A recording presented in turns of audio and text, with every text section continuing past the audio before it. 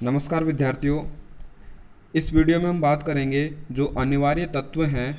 ये हमने बात कर ली थी कि भाई वो अनिवार्य क्यों हैं, क्योंकि वो वृद्धि जनन के लिए आवश्यक है, जीवन चक्र के लिए आवश्यक है, उनकी कमी को कोई दूसरा पूरा नहीं कर सकता। और पौधे की जो उपापचयी क्रियाएं उनके लिए वो आवश्यक है, और यदि उनकी कमी हो गई तो वो कुछ विशिष्ट लक्षण पादपों में दिखा सकते हैं। उसके बाद में हमने एक खनिज जो अपने महत्वपूर्ण अनिवार्य खनिज है, उन खनिजों का हमने एक वर्गीकरण किया था, अनिवार्य पोषक तत्वों का वर्गीकरण। तो इसमें दो ग्रुप बनाए थे हमने, वृत्त पोषक और सूक्ष्म पोषक। वृत्त पोषक है, उसकी परिभाषा थी 1 से 10 मिलीग्राम प्रति शुष्क भार जो पादप का 1 ग्राम है उसमें होना चाहिए। तो इसके 3 ग्रुप थे, अखनिज, प्राथमिक और द्वितीयक। तो ये सब बातें हमने बात कर ली थी। इनके अलावा कुछ ग्रुप बताए गए हैं कि भाई और किस प्रकार से हम इन तत्वों को वर्गीकृत कर सकते हैं। तो वर्गीकृत करने का कोई एक आधार तो है नहीं। कुछ जैसे लाभदायक या कार्यात्मक तत्व हैं उनके रूप में ले सकते हैं ये वाले सभी तत्व। कुछ संरचनात्मक ग्रुप में लिए गए हैं, CHON। ऊर्जा संबंधी तत्व लिए गए हैं, फास्फोरस, मैग्नीशियम। एंजाइम को सक्रिय करने वाले लिए गए हैं, मैग्नीज, मैग्नीशियम, जिंक, आयरन आदि। कुछ परासरणी कार्यों में जैसे हमने K+ आयन का पढ़ा था, परासरी कार्यों से संबंधित हो गए। तो यहाँ पर अब हम डिटेल से बात ये करेंगे, यहाँ से आज का अपना वीडियो शुरू है। पादप पोषण में वृत्त और सूक्ष्म पोषक हैं, उनकी क्या भूमिका है, वृत्त और सूक्ष्म पोषक कौन से हैं, वो एक बार पुनः देख ले आप इस आरेख में। वृत्त पोषक ये 9 वाले हैं, 3 ग्रुप थे जिनके, और सूक्ष्म पोषक 8 हैं। तो 9 और 8 ये इस प्रकार से ये 17 हैं। तो यहाँ से हमें 3 तत्वों को एक साथ ले रहे हैं। 3 तत्व कौन से हैं, ये देखो यहाँ पर नंबर लिखा हमने 1, 2 और 3, कार्बन, हाइड्रोजन और ऑक्सीजन। तो ये जो तीनों तत्व हैं इन तीनों का अध्ययन हम एक साथ कर रहे हैं। अब ये किस रूप में प्राप्त होते हैं, जैसे पादपों में गैसों का आदान प्रदान होता है O2 CO2, तो उससे क्या पादपों को क्या प्राप्त हो जाएगा, कार्बन और ऑक्सीजन की उपलब्धता हो जाएगी। और जो हाइड्रोजन की हम बात करें तो वो किससे मिल जाएगा, जल के द्वारा प्राप्त हो जाएगा। और ये तीनों ही सामान्य रूप से पादपों को मिलते रहते हैं, तो सामान्यतः पादपों में इनकी कोई कमी या न्यूनता भी नहीं देखी जाती।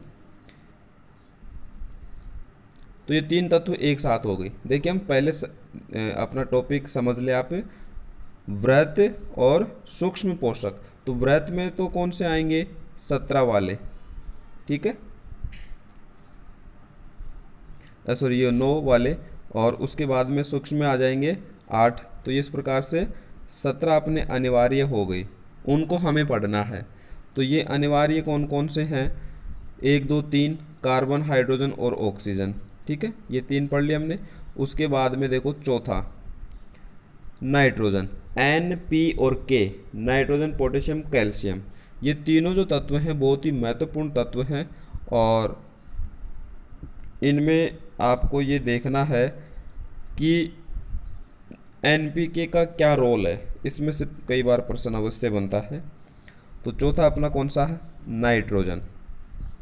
अब देखो कोई भी हम तत्व पढ़ रहे तो उसका क्या क्या बताएंगे कि भाई अवशोषण किस रूप में होता है, पादप में उसका क्या कार्य है, उसके कौन कौन से घटक वो पादप में बनाता है, और उसकी कमी हो जाए तो कौन से लक्षण, ये सारी बातें हम बात करेंगे।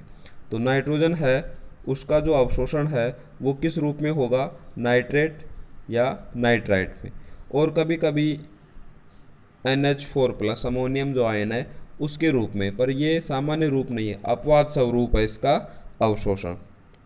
सामान्यतः तो होगा किस रूप में, नाइट्राइट और नाइट्रेट के रूप में। उसके बाद में हम ये बताएं कि भाई पादप के कौन कौन से भाग बनाता है ये, तो या किस किस पदार्थ का ये भाग होता है। तो एमिनो अम्ल हैं, प्रोटीन है, पर्णहरित, विटामिन, हार्मोन, ये जो सारे नाम बताए हमने, उनमें मुख्य रूप से क्या पाया जाता है, नाइट्रोजन पाया जाता है। एक ये विशेष बिंदु हम बता रहे हैं नोट के रूप में कि जो भी अपने रासायनिक उर्वरक हैं उनमें जो यूरिया मुख्य रूप से हम प्रयोग करते हैं, तो यूरिया है वो नाइट्रोजन का क्या है, प्रमुख स्रोत है। जैसे यूरिया का फॉर्मूला भी पढ़ा होगा आपने, CONH2 तो ये जो N है, नाइट्रोजन है, वो इसमें मुख्य घटक होता है यूरिया में।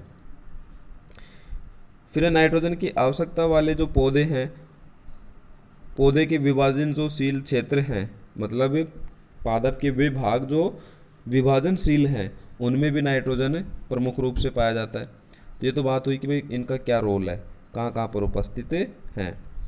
फिर हैं पादपों में न्यूनता के लक्षण। अगर किसी पादप में नाइट्रोजन की कमी हो गई, न्यूनता हो गई, तो उससे क्या प्रभाव पड़ेगा। एक है हरिमहीनता।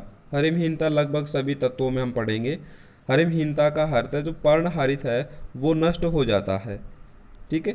और यदि कमी होती है तो पहले तो पुरानी पत्तियां वो इस प्रकार से गुलाबी हो जाएंगी, और फिर जो नई, अगर और ज़्यादा कमी हो गई तो फिर नई पत्तियों में भी ये घटना देखी जा सकती है। क्यों होती है ये घटना, क्योंकि जो पर्णहरित है वो विघटन करता है, विघटित होकर के क्या बना लेता है, एंथोसाइनिन बना लेता है, जो कि कैसे कलर का है, गुलाबी कलर का है, और इस कारण से वो गुलाबी गुलाबी दिखती है, तो उसको हम बोलते हैं हरिमहीनता। अगला जो इसकी कमी का लक्षण है, पार्श्व कलिकाओं की प्रसुप्ति बढ़ जाती है। प्रसुप्ति का अर्थ है उनका वृद्धि नहीं होती, पार्श्व कलिकाओं की वृद्धि रुक जाती है, और वृद्धि रुकेगी तो पादप क्या रह सकते हैं, बौने रह जाते हैं। तो ये इसकी कमी के कुछ प्रभाव हैं। तो एक बार पुनः देखें, नाइट्रोजन अवशोषण किस रूप में करता है, किस किस पदार्थ का ये नाइट्रोजन है वो घटक है, और रासायनिक उर्वरक जैसे यूरिया उसका मुख्य स्रोत है। कमी के लक्षण बताए हमने। फिर नेक्स्ट हम चलते हैं, अगला जो टॉपिक, अगला अपना खनिज है पांचवा, फास्फोरस, NPK, ये तीनों महत्वपूर्ण है। फास्फोरस है उसका जो अवशोषण है फास्फेट आयन के रूप में होता है, जैसे H2PO4- हो, चाहे HPO4- हो, फास्फेट आयन के रूप में इसका अवशोषण होगा। मुख्य घटक है, किसका भाग है फास्फोरस, क्या बनाते हैं, फास्फोलिपिड में फास्फोरस होता है, न्यूक्लिक अम्ल में फास्फोरस होता है, और को एंजाइम्स हैं उनमें भी फास्फोरस होता है। दो उदाहरण है, ये इनका फुल फॉर्म भी आपको ध्यान में रखना है, NAD और NADP। तो ये निकोटिनामाइड एडेनिन डाई न्यूक्लियोटाइड और nicotinamide adenine dinucleotide phosphate, तो इन दोनों का भी घटक होता है, कौन है, फास्फोरस। न्यूनता के लक्षण, पादप बौने रह जाते, फास्फोरस की कमी होगी पादपों में तो बौने रह जाएंगे, और ज़्यादा कमी होगी तो पत्ती और जो फल हैं उनके उत्तक हैं वो नष्ट होने लगेंगे। फिर नेक्स्ट है, पत्तियां हैं विकृत हो जाती हैं, कैम्बियम जो एक उत्तक का प्रकार है वो कम सक्रिय हो जाता है। तो ये घटनाएं फास्फोरस की कमी के कारण देखती। एक विशेष बिंदु बताया नोट के रूप में, फास्फोरस है उसका पौधों में अवशोषण व स्थानांतरण किस रूप में होता है, अकार्बनिक रूप में होता है। लेकिन ये पौधों में किस रूप में पाया जाता है, कार्बनिक रूप में। अवशोषण स्थानांतरण तो किस रूप में कर रहे हैं, अकार्बनिक रूप में, परंतु पौधों में किस रूप में पाया जाएगा, कार्बनिक रूप में। तो ये विशेष बिंदु होगा जिसको हमने नोट के रूप में लिया। नेक्स्ट छठा जो तत्व है पोटेशियम। छठा तत्व कौन सा है, पोटेशियम, जिसका अवशोषण किस रूप में हो रहा है, K+ आयन के रूप में। घटक किसका, ये कोशिका द्रव्य का।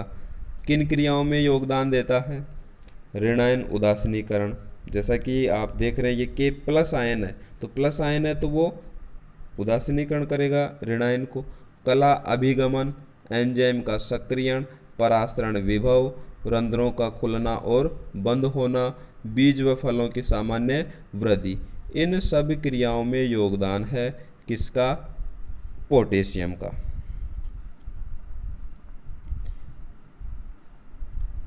फिर हम बात करें पोटेशियम की कमी के लक्षण, पत्तियां कुरबुरित हो जाती है, मतलब वो जो किनारे हैं उनके वो मुड़ जाते हैं। हरिमहीनता, वही पीछे जो हमने पढ़ा कि जो पर्णहरित है वो नष्ट हो जाएगा और गुलाबी कलर पत्तियों का हो जाएगा। रोग प्रतिरोधक क्षमता, उसमें कमी आ जाती है, और तने की वृद्धि रुकेगी तो पौधा छुप, जैसे झाड़ी नुमा, मतलब जो कोई पादप है लंबा नहीं बढ़ेगा तो वो फैलेगा, तो वो स्थिति है छुपाव, तो वो छुपाव स्थिति में हो जाएगा। तो ये 6 जो तत्व थे वो कौन से थे, एक बार पुनः आप वापस चल करके और आरेख जो बनाया था हमने वर्गीकरण का, उसमें आप दोबारा से इसको देख सकते हैं। देखिए ये इधर साइड में लिखा हमने अनिवार्य पोषक तत्वों का वर्गीकरण। तो अनिवार्य जो पोषक तत्व हैं वो 17 हैं। 17 में पहला ग्रुप किसका है, वृहत पोषक तत्वों का, जिनमें कितने हैं, 9 हैं। कितने हैं, 9। तो ये 9 को हमने पढ़ लिया। कैसे पढ़ा हमने भाई, 3 है, सॉरी 6 को पढ़ लिया, 3 तो ये हो गए अखनिज तत्व, कार्बन, हाइड्रोजन और ऑक्सीजन। 3 को एक साथ लिया था हमने, 1 2 3, चौथा ये, पांचवा ये और छठा ये। तो ये 6 तत्व के बारे में पढ़ लिए, जो किस ग्रुप के थे, वृहत पोषक तत्व के। मतलब वृहत पोषक तत्व का अखनिज पार्ट हो गया और प्राथमिक वृहत पोषक हो गए। अब किसकी बात करेंगे हम, द्वितीयक वृहत पोषक के, जिसमें कैल्शियम, मैग्नीशियम और कौन आता है, सल्फर। तो पुनः हम जहाँ पर थे वहीं चलते।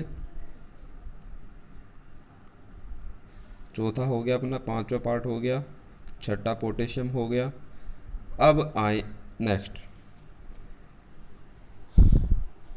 7 नंबर पर है कौन सा तत्व, कैल्शियम, जिसका प्रतीक है Ca।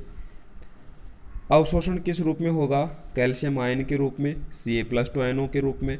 मृदा में अयस्क के रूप में पाया जाता है। अयस्क के नाम है एपेटाइट, कैल्सिसाइट, डोलोमाइट, ये अयस्क हैं कुछ, उनमें भी कैल्शियम उपस्थित रहता है। क्या बनाते हैं ये, कोशिका भित्ति की जो मिडिल लेमिला है, मध्य पटलिका है, उसका मुख्य घटक क्या होता है, कैल्शियम। कार्य इसका क्या है, कोशिका विभाजन व विवर्धन को प्रेरित करता है। न्यूक्लिक अम्ल को प्रोटीन से जोड़ने का कार्य इसका। कार्बोहाइड्रेट व एमिनो अम्ल है, उनका परिवहन करता है। तो ये इसके कुछ कार्य हो गए। फिर बात करते हैं हम कैल्शियम की न्यूनता के लक्षण। कैल्शियम की न्यूनता या कमी के लक्षण, कोशिका भित्ति है उसका लचीलापन समाप्त हो जाता है यदि कैल्शियम की कमी होगी। पत्तियां विकृत हो जाती हैं, शीर्ष हैं उनके झुक जाते हैं, और शीर्ष झुक जाते हैं उसको बोलते हैं अंकुशित शीर्ष। और हरिमहीनता, ये लगभग सभी में मिल जाएगा, हरिमहीनता। नेक्स्ट अगला जो तत्व है मैग्नीशियम, किस रूप में, मृदा में कार्बोनेट MgCO3 है जैसे, उसके रूप में। डोलोमाइट है उसके रूप में, डोलोमाइट जो अयस्क होता है। अब इसका जो कार्य या घटक है वो क्या है, वो देखें। मैग्नीशियम है वो क्लोरोफिल का मुख्य घटक है, पर्णहरित है, उसकी संरचना में मिडिल में मैग्नीशियम पाया जाता है।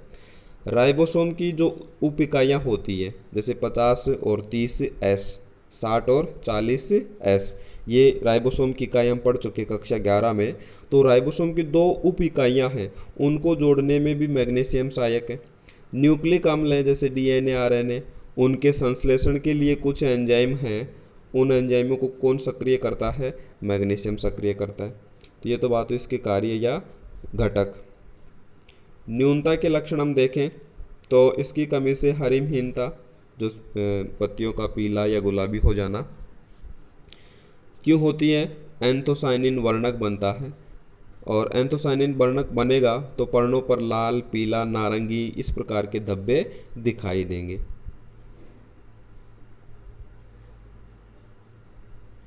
नेक्स्ट अगला जो तत्व है सल्फर।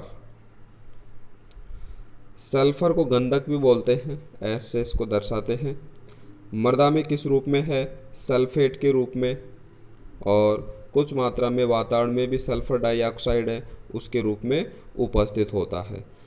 कार्य इसका क्या है, प्रोटीन संश्लेषण है, उसके लिए कुछ एमिनो अम्ल, प्रोटीन संश्लेषण के लिए क्या आवश्यक है, एमिनो एसिड का संश्लेषण है वो सल्फर की सहायता से होता है, फिर बाद में उसकी सहायता से एमिनो अम्लों की सहायता से प्रोटीन का संश्लेषण होता है। तो प्रोटीन संश्लेषण में सहायक हो गया सल्फर। विटामिन बी और को एंजाइम ए, सी ओ का अर्थ क्या है, को एंजाइम ए, इन दोनों में भी सल्फर उपस्थित रहता है। कमी के क्या लक्षण है?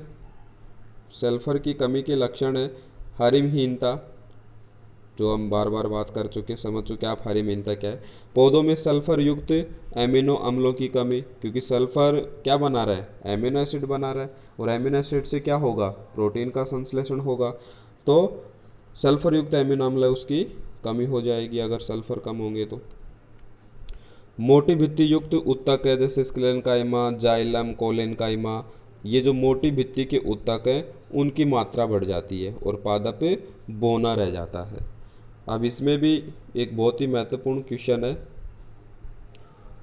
उसको आप समझें। क्वेश्चन क्या है?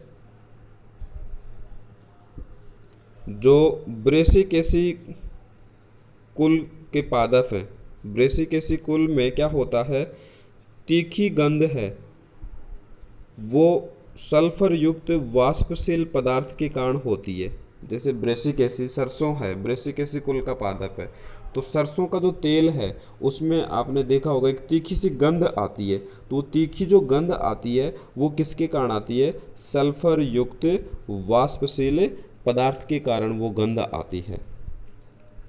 तो ये बात हो गई विशेष नोट सल्फर के बारे में।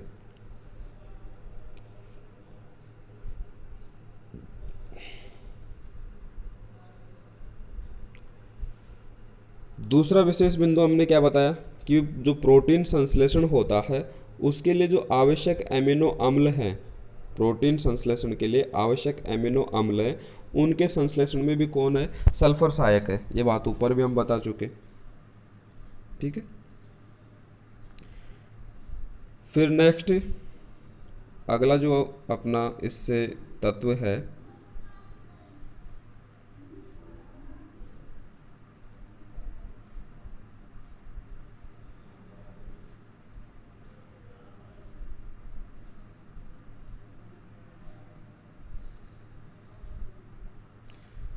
वो हम बाद में बात करें।